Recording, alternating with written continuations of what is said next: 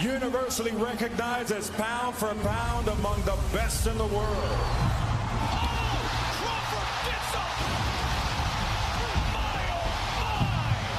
What a shot. That man is the best in the world.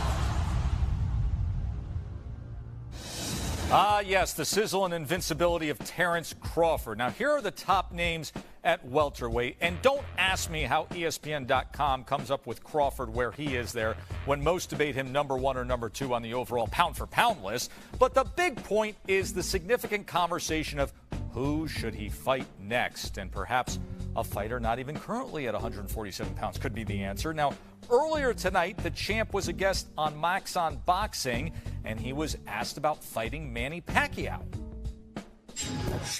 Well, Manny Pacquiao is a fight that we still currently looking forward to getting. But, you know, like I said, the pandemic has messed up a lot of things as far as money issues and whatnot, and the fans not being able to actually come and see the fight. So I really don't know how that will fare against any top welterweight in the division, you know, because when you look at the whole landscape of the whole thing is going to come down to money, you know, and if you can't provide the proper money for each fighter, then how is we going to make a fight happen? At the end of the day, we all got to fight each other, and I'm willing to fight everybody. Dre, here's the deal. I don't want to see Terence Crawford with a car headrest behind him. I want to see him in the ring with a red or blue corner behind him. What should the path be here for Terence Crawford, Dre? Well, Joe, I second that. I stand with you on that.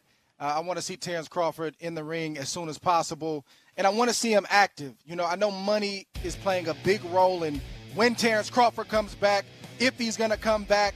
I get that, but I hope at some point soon that the promoter Top Rank can put a deal in front of Terence Crawford that he can live with. And I'm not in a position to say what a fighter should accept or what he shouldn't accept to get into a boxing ring. And we can talk Sean Porter, we can talk Errol Spence, we can talk Kell Brook. I like those names. But in the near future, talk to me about the 7th, 8th, and 9th ranked guys in the welterweight division. Your Dennis Ugas, Jamal James, a good contender out of Minneapolis, Minnesota, and the number 9 guy, Sergey Lipinets. I don't think they can beat Crawford. I feel Crawford is the best fighter in the world, but they're going to come in shape, and they're going to come ready to fight.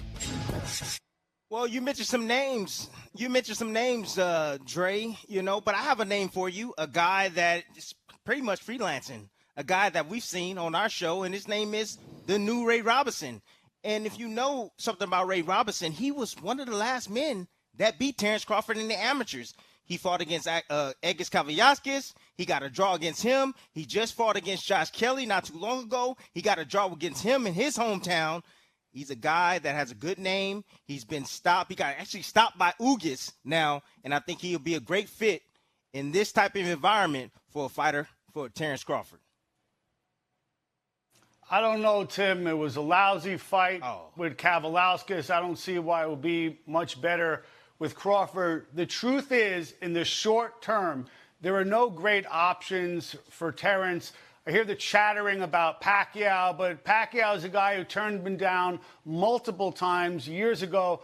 Why is he going to take him now when there's no live gate? Crawford, once again, is being penalized for something he didn't do, which is the pandemic. He's jammed up as a high-end fighter who needs a live gate to pay the bills. I still think in the medium run, the most enticing opponent is going to come out of a 140-pound unification, either Josh Taylor or Jose Ramirez. In the meantime, I don't know. Maybe he could take up Virgil Ortiz on his challenge. Ortiz is 22. That's about the same age Canelo was when he took on Mayweather. But to sum it up, fellas, there are no great options in the short run.